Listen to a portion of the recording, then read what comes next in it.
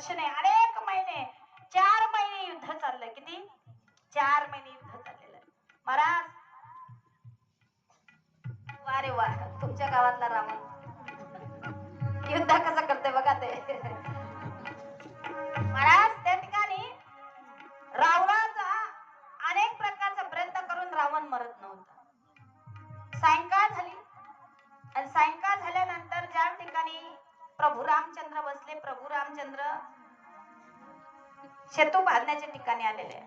आणि प्रभू रामचंद्राने सांगितलं, अरे माझ्या नावाने दगड तरले. ऐका, नामाचं दुसरं उदाहरण आहे. माझ्या नावाने दगड तरले, मी साक्षात राम असताना रावण माझ्या हातून मरत नाहीये. हा काय प्रकार आहे?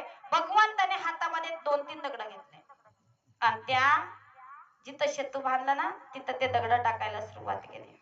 दगड खाली फुटले. पहिला टाकला दगड बुडून गेला, दुसरा टाकला तोही बुडून गेला. देव म्हणला असं काय झालं गडा? पण मग आता दगड टाकताना आपल्याला कोणी बघितलं ना, कोणी तर देवावर संशय घेतील लोक.